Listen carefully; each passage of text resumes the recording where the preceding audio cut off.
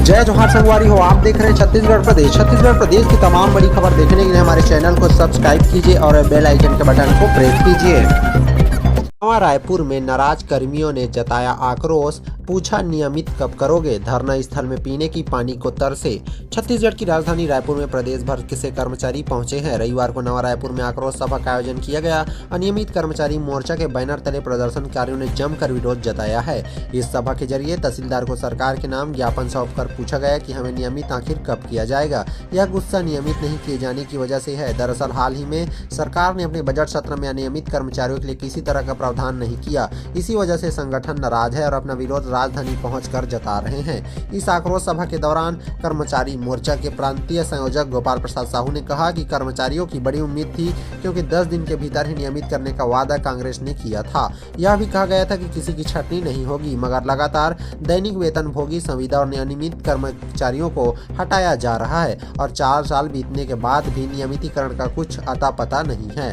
नवा रायपुर के राजस्व स्थल के ठीक सामने यह स्थल बनाया गया है, जहां बड़ी संख्या में पहुंचने वाले प्रदर्शनकारियों को प्रशासन ने धरना देने के लिए जगह दी है, मगर इस वीरान जगह पर कई तरह की परेशानियां हैं, जहां पीने के पानी की समस्या है। इस पर संगठन के नेताओं के मुताबिक हम प्रशासन के खिलाफ आवाज उठा रहे हैं, इसलिए हमें जानबूझकर यहां भेज दिया गया है, जबकि धरना स्थल को रायपुर के पुराने स्थल पर ही रखा जाना चाहिए था। उस जगह को व्यवस्थित किया जाना चाहिए। दरअसल बूढ़ा तालाब स्थित धरना स्थल से बड़े विरोध प्रदर्शनों की अनुमति नहीं दी जा रही है। इस वजह से राज्योत्सव स्थल के ठीक सामने इस तरह के प्रदर्शन हो रहे हैं और सुनसान जगह पर भीड़ जुटने से बुनियादी समस्याएं आ रही है। कर्मचारियों को उम्मीद थी कि प्रशासन पीने के पानी का भी बंदोबस्त करेगा, मगर धरना स्थल पर खड़े खाली टैंकर अव्यवस्था की कहानी बता रही है। अनियमित कर्मचारी मोर्चा के पदाधिकारियों ने कहा कि आने वाले दिनों में बड़े आंदोलन की तैयारी संगठन कर रहा है। प्रदेश के अलग अलग 40 से ज्यादा कर्मचारी संगठन आने वाले दिनों में अनिश्चितकालीन हड़ताल, अनशन जैसे आंदोलन प्रदेश के हर जिले में करने जा रहे हैं। सभी की मांग एक है कि उन्हें नियमित किया जाए।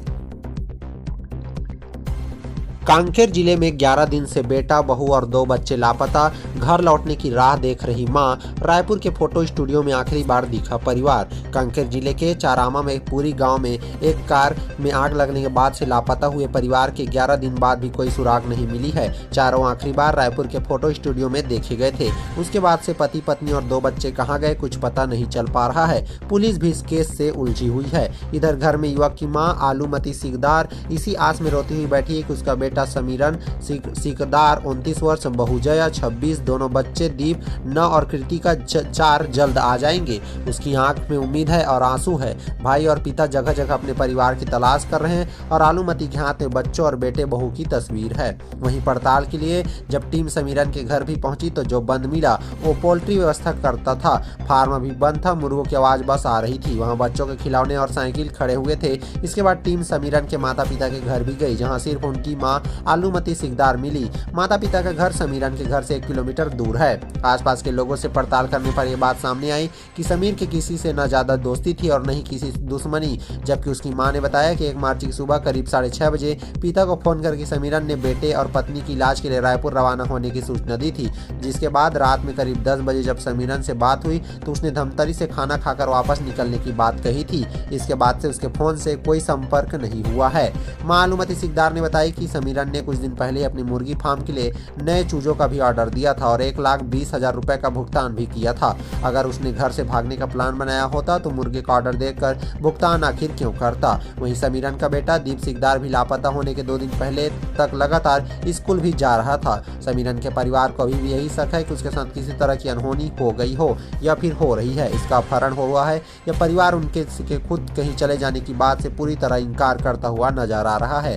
वहीं कार में आग लगने की घटना के बाद ये पता चला कि एक गाड़ी पंखाजुर निवासी समीरन सिकदार 29 वर्ष के, जो पंखाजुर से अपनी पत्नी जया और बच्चे दीपिका कृतिका को लेकर धमतरी गया था। वहां उन्होंने बेटे दीप को डॉक्टर से दिखाना था। यही बताया कि वह बच्चों से वो वापस लौट रहे थे, तभी यह हादसा हो गया। इसके बाद से परिवार लापता है। मुख्यमंत्री भूपेश बघेल ने नए राज्यपाल से बोला, आरक्षण पर जल्द निर्णय हो। भूपेश बघेल ने कहा, भर्तियां रुकी है, राजनीति अपनी जगह, प्रदेश के हित में फैसला करे।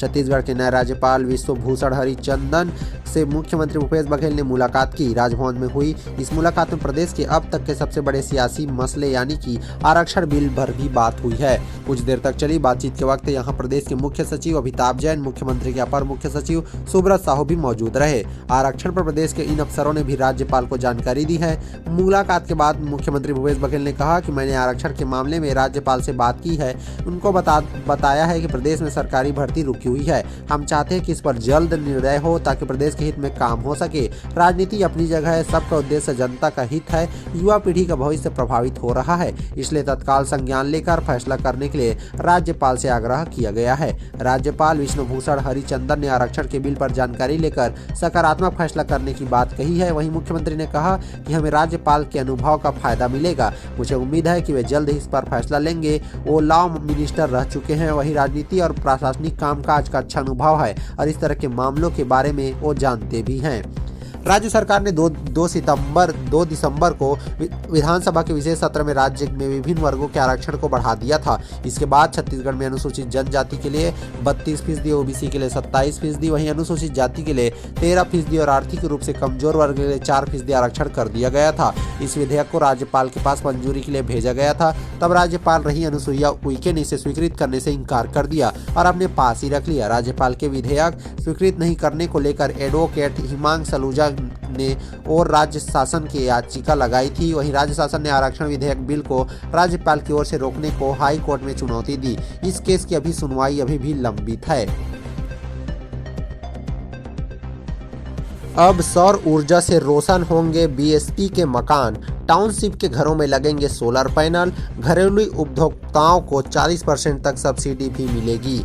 भिलाई स्टील प्लांट की ओर से बसाए गए भिलाई नगर के घर जल्द ही सौर ऊर्जा से रोशन होंगे। वहीं नई योजना का लाभ लेकर यहां रह रहे लोग न सिर्फ अपने घरों को इलेक्ट्रिसिटी का भारी भरकम बिल बचा सकेंगे बल्कि हर महीने अच्छी कमाई भी कर सकते हैं। सेल ने इस योजना को हरी झंडी दे दी है। वहीं जल्द ही यहां सोलर पैनल लगाने का काम शुरू हो जाएगा। आपको बता दें कि टाउनशिप में बिजली की सप्लाई CSPDCL न करके बीएसपी खुद करता है, इसलिए यहाँ बिजली बिल का टैरिफ भी बीएसपी के मुताबिक होता है। इस्पात संयंत्र अब अपने बसाए टाउनशिप के सभी मकानों में सोलर पैनल लगाने की योजना पर काम कर रहा है। योजना का मकसद गैर परंपरागत ऊर्जा के इस्तेमाल को प्रोत्साहित करना है। सोलर पैनल लगाने के लिए आवेदन की प्रक्रिया 10 फरवरी से शुरू हो गई है। बीएसपी प्रबंधन से मिली जानकारी के मुताबिक अभी उनके पास 250 से अधिक उपभोक्ता इसके लिए आवेदन कर चुके हैं। इस योजना को शुरू करने के साथ ही सेल की पहली ऐसी टाउनशिप बन गई है जो सौर ऊर्जा का इस्तेमाल करेगी। केंद्र की नवीनीकरण ऊर्जा मंत्रालय ने कुल 3 मेगावाट बिजली उत्पादन का लक्ष्य दिया है। सब्सिडी रेट पर बीएसपी देगा सोलर पैनल।